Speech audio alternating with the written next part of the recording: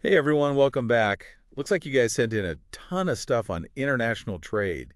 Seems like tariffs are really on your mind. Yeah, especially how they could shake things up here in the US, for everyday people like you and me. It's fascinating stuff, isn't it? Yeah, we're talking about like your wallet, your job, could even affect things like buying a house down the line. Big stuff, You've sent over so many different perspectives on it.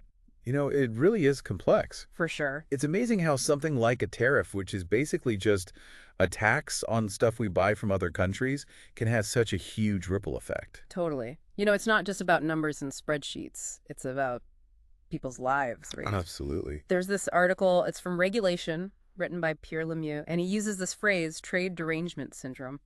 And it kind of like stopped me in my tracks. Yeah, I know that one. Can you unpack that a little for those of us who aren't economists? Sure. Basically, it's like a kind of skewed way of looking at trade. Where you think things like tariffs, these protectionist measures, are the answer to all our economic problems. Right. But it ignores all the unintended consequences. Of The course. stuff that can actually cause harm, especially of folks who are already struggling. Right, those most vulnerable. Exactly. Okay, so that definitely sets the stage for a deep dive here, but I think before we get too far into the weeds about like potential downsides and all that, we need to make sure everybody's on the same page. I agree. So, back to basics. What exactly is a tariff? You got it. How does this thing actually work? Okay, so picture this. Right. You own a business, right? Okay. And you want to sell your product here in the US. Right. But that product, it's made overseas. You have to pay a tariff to bring it into the country. It's a tax, plain and simple. Gotcha. Usually it's a percentage of what the product's worth. Okay. So then the thinking is if we make imported goods pricier, people will be more likely to buy stuff made right here in America. That's the general idea, yeah. Protect those domestic industries from all that foreign competition. Okay. The hope is that it'll boost production at home and, in theory at least, lead to more jobs. Yeah, more jobs, made in America, all that. Yeah. But this article you sent, it also points out that it doesn't always work out so smoothly, right? Like it mentions this case study from 2018 with a 25% tariff on steel. Yeah. What happened there? Okay, well, this is a good example of how tariffs can sometimes kind of backfire. Oh, The article talks about the CEO of Buyer Steel, a steelmaker based in Cincinnati. yeah. He explains that right after that tariff was slapped on, the demand for U.S. steel went through the roof. Makes sense. Everyone wanted American steel because all the imported stuff suddenly got way more expensive. Precisely. But that sudden surge in demand, Yeah. it created a big problem. American steelmakers, they just couldn't keep up. They didn't have the capacity to meet all that new demand. Oh, wow. So what did they do? I'm guessing they raised prices. They had to. So even though American steel was supposed to be the cheaper option, it actually ended up costing businesses more. Exactly. And what happens when businesses have to pay more? It trickles down, right? It sure does. First to the companies that use that steel, and then finally all the way down to us, the people buying their products. It's a classic case of the tariff ripple effect. And that ripple effect, I'm guessing it hits low and middle income folks the hardest, right? Right. The families who are already stretching every dollar. You're absolutely right. Tariffs, they don't hit everyone equally. Lower income households, they spend a much bigger chunk of their income on goods. Right. So any price hike, they Yeah. really feel it. It can create this sense of like scarcity. Yeah. The everyday essentials, they get harder and harder to afford. Yeah, that makes sense. And the tariff proposals in these articles, they seem like they could really amplify those challenges, take things to a whole new level. Can you walk us through what those proposals are? Sure. There are two main parts to it. First, there's a whopping 60% tariff on all goods coming in from China. Whoa. And then, on top of that, a 10% tariff on imports from every other country. Okay, wait. 60%. That's a huge jump, especially compared to those tariffs we had going on during the trade war with China back in 2018, 2019. You're right, it is a huge jump. Remember, during that trade war, the average tariff rate on Chinese goods, it went from 3% to 21%. Yeah. But these proposals, they're on a whole other scale. Wow. So we're talking like a seismic shift in how America interacts with the global economy. Yeah, pretty much. And I'm guessing this is where those unintended consequences, that trade derangement syndrome, could really kick in. Exactly. The goal is, of course, to protect American industries and jobs, but the article, it really raises some serious doubts about whether that would actually happen. And it highlights all the potential downsides, things that could end up hurting American workers and consumers, especially those lower and middle income families we were talking about. It could really create this perfect storm, Yeah.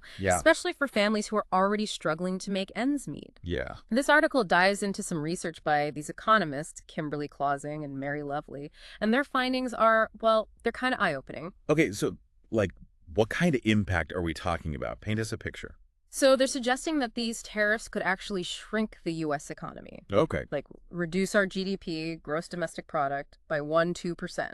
I got to be honest, percentages always kind of make my head spin. Can we make that a little more real? What would a 1% GDP drop actually mean for, like, a regular family? Okay, imagine this. It's like $274 billion, poof, gone from the economy. What? That's like 550,000 families, maybe even yours, who suddenly can't afford to buy a house. That's a powerful way to put it. Oh, And I'm guessing that pain wouldn't be felt equally by everyone, would it? exactly. Clausing and Lovely, they found this big disparity. They predict the lowest income quintile, so the bottom 20% of Americans, income-wise, could see their after-tax income drop by 4.2%.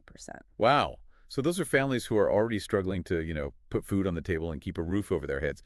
A 4.2% drop. That could be devastating. It really could. And meanwhile, the highest earners, the top 20%, they'd only see a tiny decrease, like 0.9%. So you're not just talking about slowing down the economy, you're talking about widening the gap between the rich and the poor. Man, this is getting kind of bleak. What about inflation? Wouldn't all these tariffs mean, like, prices going up everywhere? That's a common worry, yeah, and it's important to look at the details. See, the first hit from tariffs, it's usually what economists call a price level increase. That means prices jump because supply and demand suddenly change. So you'd see it right away, like at the store, on the price tags. Right.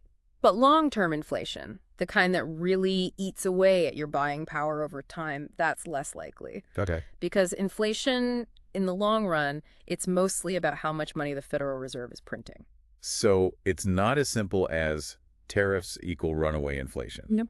But even a one-time price hike, that could be tough on families who are already living paycheck to paycheck. Exactly. This isn't just theoretical stuff we're talking about. Yeah. It has real-world consequences, especially for people who are already struggling. Right. It's about being able to buy groceries, gas, pay the rent. Yeah. Speaking of jobs, didn't this article also mention, like, job losses as a potential outcome of tariffs? It did. And this is where it gets even more complicated. I mean, the whole point of tariffs is to protect American jobs, right? Right. Make it more expensive to bring in goods from overseas so people buy American-made instead. But as we saw with that steel example, it doesn't always play out like that. Exactly. There's this case study in the article. It's about Laclade Chain Manufacturing in Missouri. Okay. They actually had to lay off workers, cut back on overtime, all because the cost of steel went up after those 2018 tariffs. Steel was their main raw material. So a policy that was supposed to protect jobs ended up costing jobs. That's kind of ironic. It really is. It shows how tariffs can backfire sometimes, even hurting the very industries they're meant to help. I'm starting to see why they call it trade derangement syndrome. It's like there's this disconnect between what you want to happen and what actually happens. That's right. And it's not just about individual companies either. It's about the bigger picture,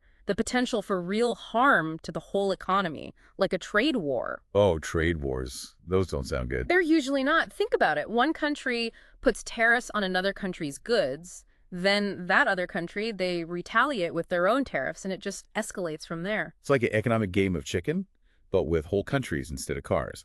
And people's lives are at stake. The article has this great analogy. It's like dumping rocks in harbors. What? It's basically saying retaliatory tariffs are like shooting yourself in the foot. You end up hurting your own consumers and businesses. So everyone loses. But wouldn't those tariffs at least mean more money for the U.S. government? That's another angle the article looks at. Initially, yeah, probably. Tariff revenues, they'd likely go up, maybe even quadruple what the government's getting now. So more money for the government to spend on, I don't know, infrastructure, education, healthcare, things like that. On paper, sure. But here's the thing. If those tariffs actually cause a big economic slowdown, like the research suggests, then future tax revenues, they could actually go down. Okay, so it's not just about how much the government makes from tariffs right now. It's about the long game, the health of the economy. Right. Whether those tariffs end up, like, stifling growth and reducing overall tax revenue down the line.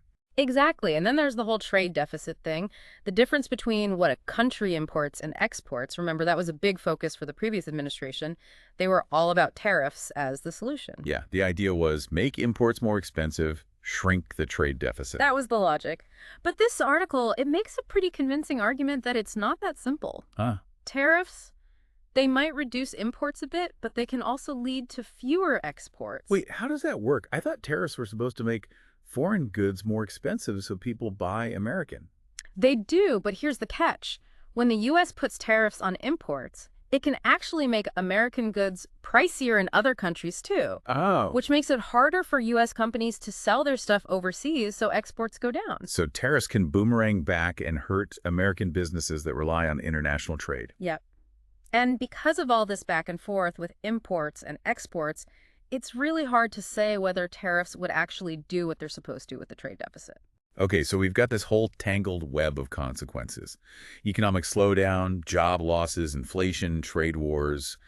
And it sounds like lower and middle income Americans, they're the ones who would really bear the brunt of it all. That's really the key takeaway. It's a reminder that we need to have a smart, informed conversation about tariffs and trade policy. We can't just oversimplify it. It's like we've gone down this rabbit hole, tariffs lead to this, then that happens, and suddenly, boom, this whole chain reaction of stuff you didn't even see coming. It is. There are just so many moving parts. It's easy to get lost in all the economic theory stuff. Totally.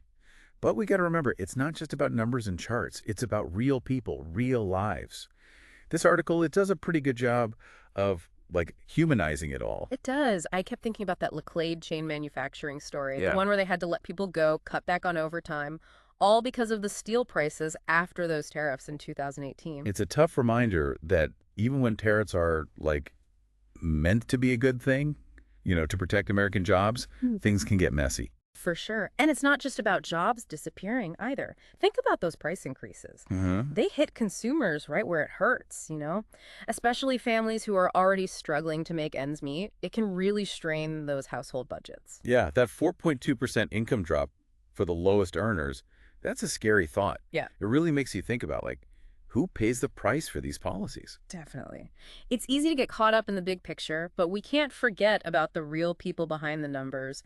Families trying to put food on the table, afford childcare, maybe even save for a house. It's about the choices people have to make every day, And those choices, they get a lot harder when your income shrinks or prices go up. This whole deep dive, it's really shown me how complex this stuff is. You can't just say tariffs good or tariffs bad. It's about understanding all the little pieces, the unintended stuff that can happen, and hearing all sides of the story. I think a big part of it is just awareness, making sure people get it, that these policy decisions, even if they seem kind of far removed from everyday life, they can actually hit pretty close to home. 100%. The more we know, the better we can talk about it, ask tough questions, and push for policies that work for everybody, not just a select few. So if someone's listening to this, what's the takeaway? What should they do with all this info? I'd say stay curious, keep learning. Right. Don't just believe the headlines.